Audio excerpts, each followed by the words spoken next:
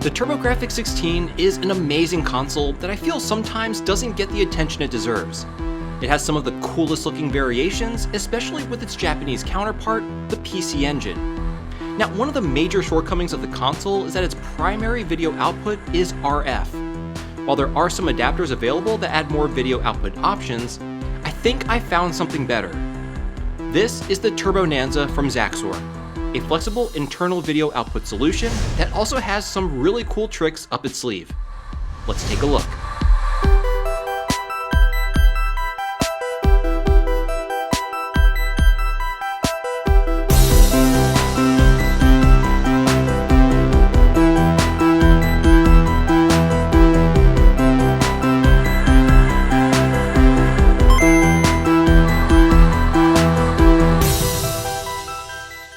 Hey everyone, how's it going? My name is Tito and welcome to another episode of Retro Renew. Today we'll be taking a look at a fantastic mod for the TurboGrafx 16. This is the TurboNanza, and what it does is provides high quality internal RGB, S-video, and composite video output from the TurboGrafx console through a Sega Saturn style DIN connector in place of where the RF connector used to be. But besides these great video options, its biggest feature I think has to do with audio. With the recent release of Grafx's latest Turbo EverDrive PRO, one of the coolest things it lets you do is play Super CD-ROM games straight off the flash cart without the need of the CD attachment. However, the Turbo EverDrive PRO has one major limitation due to the design of the TurboGrafx hardware. All CD-ROM games can only output mono audio when played using the Turbo EverDrive PRO. The TurboNanza fixes this and allows you to play Super CD-ROM games from the Turbo EverDrive PRO in glorious stereo sound, which is absolutely fantastic. Now, this mod not only works for the TurboGrafx 16, but also with the original PC Engine, as well as the Core Grafx 1 and 2. It's definitely a very versatile kit that brings a great array of features to the TurboGrafx, especially when used in conjunction with the Turbo EverDrive PRO.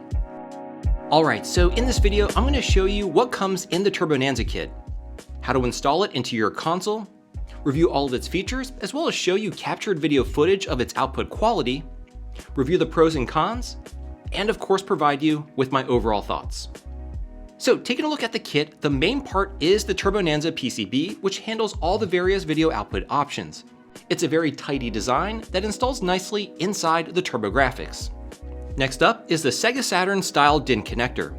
The great thing about using this style connector is that it allows us to use readily available Saturn cables, such as composite and S-video, as well as the Genesis HD Retrovision cables when used in conjunction with the Sega Saturn adapter. It's one of the few connectors that gives us such a wide variety of analog video options. Now, in order to mount the connector to the TurboGrafx motherboard, we have this interface PCB, which provides a fairly novel way of mounting the Sega Saturn style DIN. It's a bit hard to explain in words, but it'll become clear during the installation segment of the video. We also have the breakout board, which attaches to the Sega Saturn style DIN, which is then connected to the TurboNanza using the included ribbon cable. I'll be installing this particular kit into a TurboGrafx that I bought from eBay, but like I mentioned previously, this will also work in a PC Engine. Great, so with all the parts in hand, let me show you how to install the TurboNanza kit. Alright, so to get started, as always, we gotta tear down the console. The TurboGrafx 16 is held together with 7 4.5mm game bits, so go ahead and remove all of them. Now, while I am demonstrating this installation on a TurboGrafx 16, like I mentioned earlier, this mod will also work on regular PC engines, as well as Core Grafx 1 and 2. Zaxour has a set of brief instructions on how to install this mod on those consoles, which can be found on his GitHub. Anyway, once all the screws are out, we can pop off the bottom shell housing. Here you'll find 2 JIS screws on either side of the HuCard reader, so remove those as well. Now you can carefully flip the console over to remove the motherboard. Slide off the power switch cover and put it in a safe location. Next, we need to remove the 2 outermost screws on either side of the expansion port.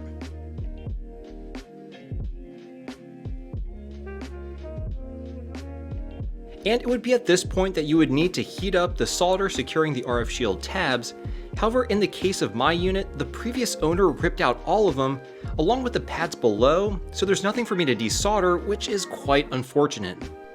Anyway, once you desolder all the tabs, the RF shield should come right off. Now, I actually went ahead and completely recapped this unit.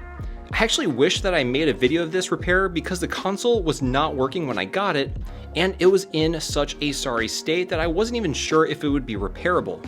The previous owner attempted a partial recap of the console and really made a mess of things. I fortunately did take some photos of the condition prior to my recap, and as you can see, they didn't do a very good job. Instead of desoldering the caps, they simply cut the legs and soldered new caps on top. Thankfully, after a full recap and a thorough cleaning of the console, it worked good as new. Now the next step would have been to remove the RF modulator, which would be in this location here. But again, the previous owner actually removed the RF modulator components and attempted some sort of AV mod, which again looked totally poorly done. It had a bunch of hot glue and cold solder joints. I'm just not really sure what was trying to be accomplished here, but it didn't look good. So I removed it immediately, knowing I was going to be doing this mod. Anyway, we now need to remove the other RF shield by first unfastening this screw here. Thankfully, the bottom RF shield tabs were intact, so heat them up and remove them as shown. Then we can lift off the RF shield. Now back to the other side, locate this group of resistors. You can either remove resistors R130, 131, 132, and 134 completely, or like me, just lift the legs on this side indicated by the arrows. Go to the other side of the board and begin to desolder them. Again, you can remove the resistors completely or just desolder the legs I'm again showing you here with the arrows. By just lifting one of the legs of each resistor, it allows you to easily set the console back to stock if you ever wanted to. I don't think I'll ever do that, but it's good to know that I can.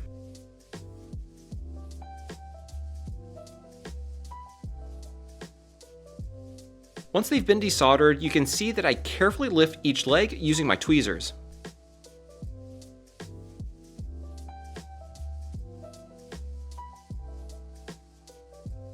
And here's the final result with the resistors now out of circuit. Now we need to do the same thing to resistor R127. This is the leg that I'll be lifting here, but again, you can simply remove the whole resistor if you'd like. And here's the final result. Next, flip the board over and locate the expansion port pins. Grab your TurboNanza board and place it over the pins as shown. Then begin to solder it in place. The pins that require soldering are silk screened with a white circle around them.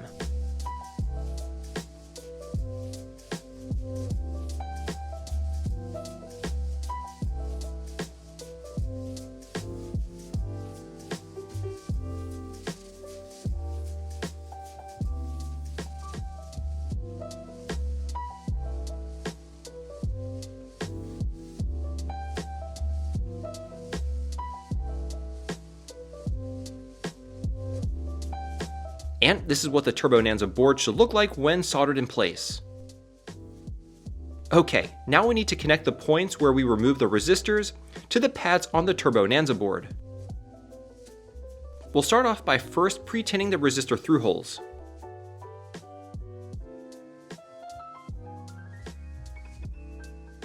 Then solder a wire to each one.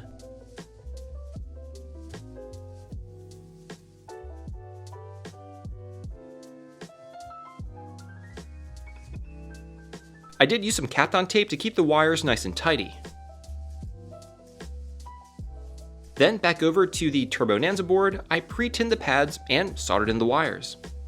The wire colors I used should help you see where each wire should be connected.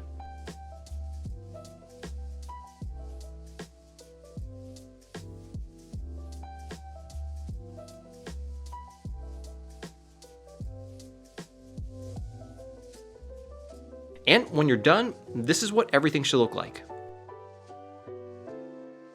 Okay, now let's move our attention back to the location of the RF modulator. Here we'll need to drop in our mounting board. These holes here should align with the holes where the RF modulator used to be. With some solder on the tip of my iron, I went ahead and tacked the mounting board in place, and then proceeded to flood all the through holes with solder. Just note that it does take a lot of solder. It also helps to adjust the temperature of your iron for this portion of the mod. I used about 400 degrees Celsius for this part, and for context, I typically use 340 degrees Celsius for normal soldering. Great, with the mounting board in place, position the DIN connector on the metallic square outline as shown. This is where we'll be mounting the connector. First, tack it into place. Then, temporarily place the motherboard back into the top shell as shown to see if the connector is properly aligned. Mine looks like it needs to be moved just a bit to the left. Great, that looks just about perfect. Once the position of the connector looks good, we can go ahead and fully solder it in place. For this, I used a large knife tip and added a bunch of solder.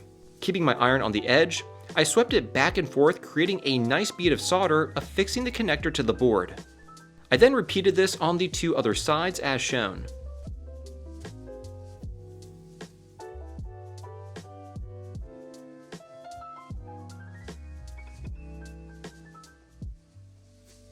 Okay, now that the connector is fully mounted, grab the interface board and place it on top, ensuring that the ribbon connector is facing upward.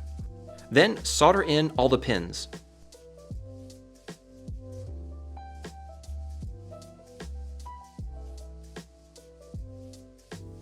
With the interface board mounted, insert the included ribbon cable with the blue tab facing up.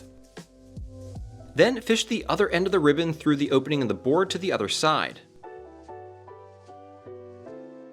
Now you may need to do a bit of origami here, but you can now connect the other end of the ribbon to the TurboNanza, also with the blue tab facing up. And here you can see how I folded the ribbon cable to keep things nice and tidy. Great, so we're pretty much done. But before we put everything back together, now would be a great time to test the mod to ensure that it works. I did just that, and everything checked out. So I proceeded to putting the console back together. Now one thing I did do was place some Kapton tape on the RF shield right above the DIN connector, just for good measure to prevent any potential shorting. Of course, don't forget to put the switch cover back on before putting the motherboard back into the console housing.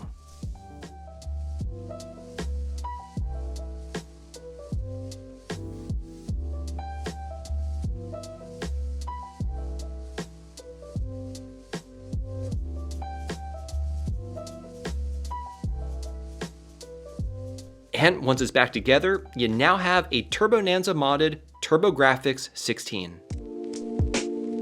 What I love about this kit is just how seamlessly it integrates into the TurboGrafx. From the outside, it's hard to even tell that the console's been modded. And yet, through this new connector, which replaces the RF modulator, we can now output video in an array of different formats. So with that, let's take a look at all the features the TurboNanza brings to the table.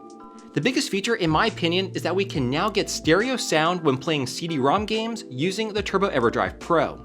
The TurboNanza addresses this shortcoming due to the hardware constraints of the platform. I think it's awesome that we get fully functioning stereo audio for CD-based games without the need of getting a crazy expensive CD-ROM attachment. Now, I have to say the next big feature is the Sega Saturn style DIN connector.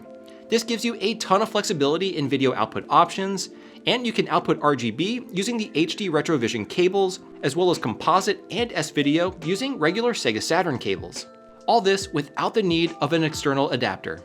Additionally, most of the generic adapters out there, like this one that I bought from eBay, do not output proper colors due to incorrect voltage values. The TurboNanza, on the other hand, uses the correct values, providing a video output signal that is as close to the intended color palette as possible. Also, unlike some of the other external adapters out there, S-Video is not simply encoded from RGB. It's reconstructed using the same internal signals used to create composite video, so you get the correct colors with higher fidelity. Here you can see a comparison with composite using a generic adapter versus the TurboNanza. The TurboNanza here does appear to have better color representation. I did notice that the skin tone on Bonk appears to have less of a reddish hue on the TurboNanza. Taking a look at how the kit handles RGB, again, there is a difference, but to be totally honest, I think it comes down to preference. As far as clarity is concerned, I think that both options are fine. The colors are certainly a bit different, so I'll let you be the judge on that one. Now, one of the cool things about the TurboNanza is that it also outputs through S-Video. And like I mentioned previously, this is done by reconstructing the same internal signals used to create composite video and is not simply encoded from RGB like most kits out there. And I do have to say that the video looks almost as crisp as RGB, and to be honest, I kinda like the colors a bit more on S-Video. Bonk's skin tone here looks a bit more muted than the slightly more reddish tone coming from RGB. And here we can see all the video output options that the TurboNanza has to offer. I have to say that I really like the way S-Video is looking. I like the colors a bit more than RGB, and it's a bit more crisp than composite. But really, all these options are pretty darn good, and I think I'm just splitting hairs.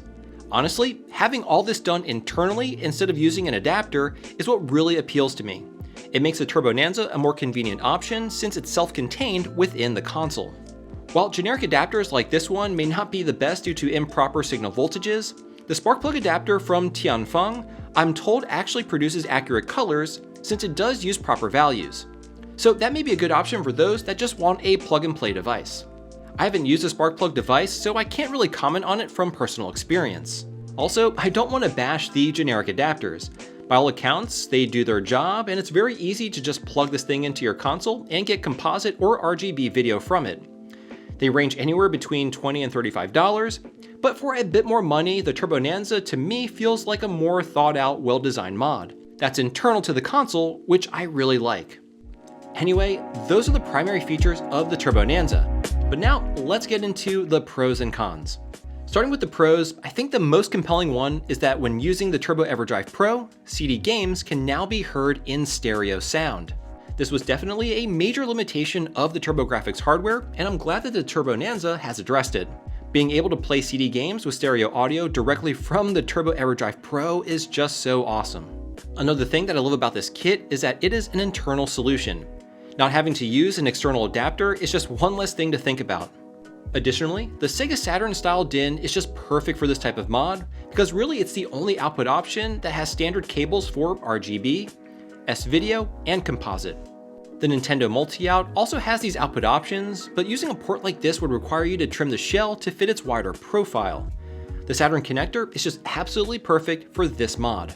And lastly, the other great thing about the TurboNanza is that it's a no-cut mod and completely reversible. If you ever wanted to revert back to stock, you absolutely could. It would be a bit challenging to desolder everything, but it can still be done. Alright, so those are the pros. But now, let's get into the cons. And honestly, the only one I could think of is the actual installation process itself. If you're skilled at soldering and have the right tools, this is a very straightforward mod. However, if you are new to soldering, this mod could definitely be a bit challenging. Regardless, the TurboNanza would make an amazing addition to any TurboGrafx or PC Engine owner. The improved video output options and restoration of stereo audio for CD-based games when using the Turbo EverDrive Pro are reasons enough to make this an easy purchase. Of course, this mod isn't as easy as using an adapter, and there are some good convenient options out there.